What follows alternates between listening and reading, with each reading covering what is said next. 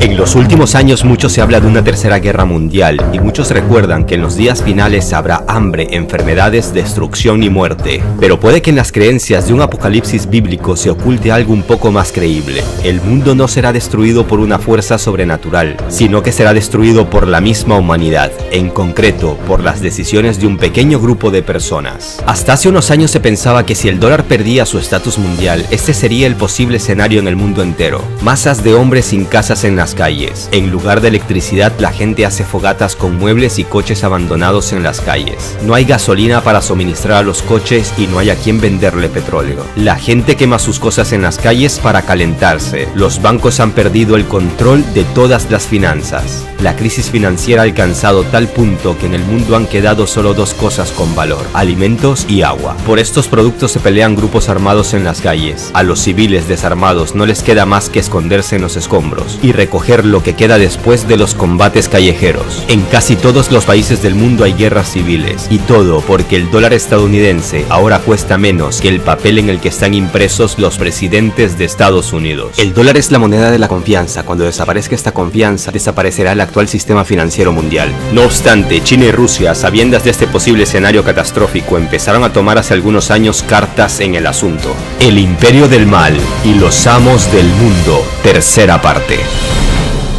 En los primeros dos capítulos de esta serie te comentaba cómo el dólar ganó su estatus mundial y cómo Estados Unidos ha hecho hasta lo imposible para no perderlo. Y también hablamos de los casos Lincoln y Kennedy, donde quedó claro que aquel que tenga un poco de poder como un presidente de Estados Unidos y que se atreva a desafiar a la élite financiera terminará con un disparo en la cabeza. Te había prometido que en esta tercera parte hablaríamos de cómo Estados Unidos logra que ningún líder de ningún país se atreva a desafiar al dólar. Bueno, al menos hasta ahora, porque el mundo está cambiando muy rápidamente. Independientemente de tu ideología política, quiero que analices los hechos de forma objetiva. ¿Qué opinas del sistema de gobierno de Arabia Saudita, un país donde las mujeres casi que no valen nada? Un país donde se violan los derechos humanos no solo cada día, sino a cada hora, y que además es un país monárquico nada democrático. Entonces, si Estados Unidos se proclama defensor de los derechos humanos y amante de las democracias, ¿por qué no le lleva democracia a este país? ¿Qué diferencia tiene el rey árabe Salman bin Abdulaziz con Saddam Hussein, quien fue líder de Irak y cuyo país en la actualidad se encuentra en un caos gracias a las tropas de Estados Unidos? ¿Recuerda su juicio y cómo lo mataron? Exacto, lo condenaron a la horca. El por qué Estados Unidos no invade Arabia Saudita te lo conté en la primera parte, por el acuerdo de los petrodólares.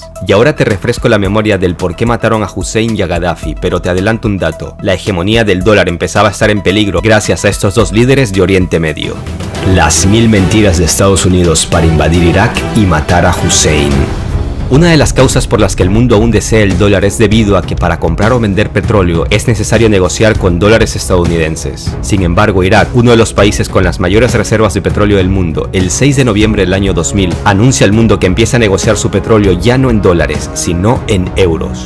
La fuerte depreciación desde entonces del dólar con relación al euro significaba que Irak obtenía unos buenos beneficios al cambiar la moneda de sus reservas y de sus transacciones. George Bush y su gobierno tenían motivos de sobra para preguntarse muy seriamente: ¿qué pasaría si la OPEP, la Organización de Países Exportadores de Petróleo, se pasa a negociar repentinamente al euro? Y la respuesta era muy sencilla: se desatarían todos los demonios del infierno al perder el dólar su estatus mundial. Con esta respuesta, la siguiente pregunta que se hacían en Washington era: ¿qué hacer? Pese a todos los esfuerzos de Estados Unidos de seguir influenciando con su poder en Irak, concluyeron que la guerra era el único paso para no perder su hegemonía mundial. En julio del 2002, Europa celebraba que su moneda, el euro, superaba el valor del dólar debido en gran medida a la desaceleración económica y los escándalos financieros que habían estado debilitando al dólar y a los mercados bursátiles de Estados Unidos. El pánico se apoderaba de Wall Street y de la Casa Blanca. Había que tomar medidas concretas, de inmediato. En septiembre del 2002, el vicepresidente de Estados Unidos, Dick Cheney, afirma: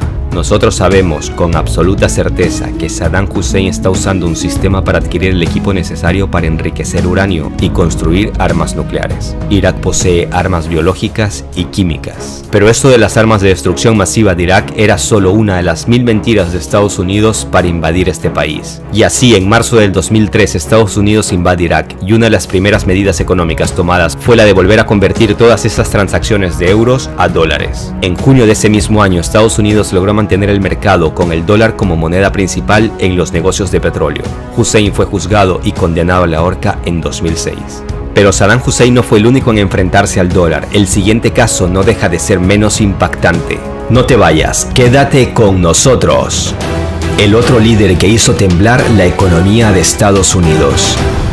Todos han visto estas imágenes. Aquí se pueden ver los últimos segundos de vida del líder libio Muammar Gaddafi. En el 2011, casi todos los medios de todo el mundo publicaban la noticia asegurando que Gaddafi violaba los derechos en su país y que Libia necesitaba un poco de democracia. Pero en realidad su peor pecado fue enfrentarse al monopolio del dólar. Sabiendo que podía terminar como Hussein, Gaddafi empezó a promover una revolución del dinar, respaldado por oro en toda la Unión Africana. Me atrevería a decir que fue aún más valiente que Hussein, ya que no propuso negociar el petróleo en euros, sino en su propia moneda, el dinar de oro. El plan de Gaddafi de dejar de vender el petróleo en dólares y empezar a usar el dinar de oro habría devastado la economía estadounidense. Uno de sus primeros pasos fue impulsar la creación del Banco Central de Benghazi para lanzar el dinar de oro y trasladó a esa ciudad 150 toneladas del metal precioso. Al igual que pasó con Irak, Barack Obama y su gobierno tenían motivos de sobra para tomar medidas y llegaron a la conclusión de que Libia necesitaba, al igual que el Irak de Hussein, un poco de democracia.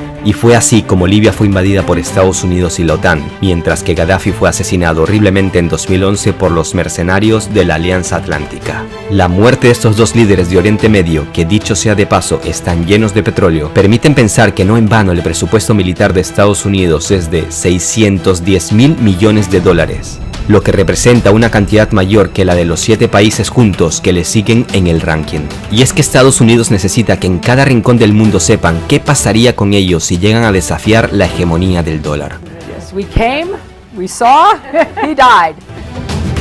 Antes de que explote el dólar, explotan guerras en otros países. La crisis financiera del 2008 se desató debido al colapso de la burbuja inmobiliaria en Estados Unidos, contagiando al sistema financiero estadounidense y teniendo como consecuencia después una profunda crisis económica a escala internacional. Los expertos de todo el mundo se debatían en una duda: ¿se desplomaría el dólar o no? Pero cuando esta moneda estaba a punto de caer, aparecían de la nada protestas con tintes de revoluciones en distintos países del planeta. Se contabilizaron miles de muertos y cientos de inmuebles destrozados. ¿Cómo benefician estas revoluciones a Estados Unidos? Pues primero desvían la atención mundial mientras ganan tiempo para recuperarse, y segundo, estas revoluciones terminan afectando la economía de estos países y por el contrario la estadounidense empieza a recuperarse. En el 2012 los expertos de todo el mundo otra vez coincidían que el dólar estaba a punto de explotar, pero cuando parecía que esta burbuja explotaría y se llevaría por los suelos el imperio estadounidense, la explosión ocurrió en otro continente, concretamente en Siria. Así fue como empezó la guerra más sangrienta de los últimos años, la guerra civil en Siria. En la actualidad, el país está convertido en ruinas. ¿A qué está dispuesto Estados Unidos para salvar el dólar? Mira estas imágenes que dieron la vuelta al mundo en 2014. En ellas se puede ver a la secretaria adjunta de Estados Unidos para Asuntos Europeos, Victoria Nuland, repartiendo galletas y pan en plena revuelta en Ucrania. 2 meses después, ella misma reconocía que Estados Unidos había gastado $5.000 millones para llevar la democracia a Ucrania. Ahora miren cómo el candidato a la presidencia y senador John McCain graba y toma fotos a los revolucionarios ucranianos. Que esta revolución se dirigía desde Washington no era un secreto para nadie. Por cierto, ¿se imaginan a Putin o algún político ruso participando de revueltas en otros países, como en las marchas independentistas en Cataluña o en protestas en Estados Unidos? Si lo hiciera, no me imagino lo que publicarían los medios occidentales. Pero sigamos, ¿para qué necesita Estados Unidos tener influencias en Ucrania? Miren el mapa. Ucrania es un puente entre Rusia y Europa. En 2013, casi la mitad del gas que la empresa rusa Gazprom exportó a Europa atravesaron la red de gasoductos ucranianos. Estados Unidos necesitaba cerrar la llave y la revolución en 2014 lo logró. Cuando el dólar caiga a los países que no estén preparados, supongamos Europa, no les quedará otra opción que literalmente robar a los países más débiles. Empezará una guerra abierta por los recursos naturales: petróleo, agua, gas, leña, alimentos. Y esta guerra de una u otra forma tocará las tierras rusas, un país lleno de recursos de todo tipo. Todas estas guerras, revoluciones y revueltas que han estado ocurriendo en los últimos años parece que han sido nada más que unos ejercicios militares a gran escala, en campos de batallas reales. Según algunos analistas, todo parece indicar que nos queda poco tiempo para vivir con las comodidades en las que vivimos en la actualidad. No obstante, yo soy más optimista y espero que, por ejemplo, Rusia no caiga en la provocación y se desate la Tercera Guerra Mundial. La Tercera Guerra Mundial es inevitable, aseguran los expertos. Y algo me dice que solo un ejército fuerte puede salvar a nuestro país de la desaparición. Nuestro ejército fuerte.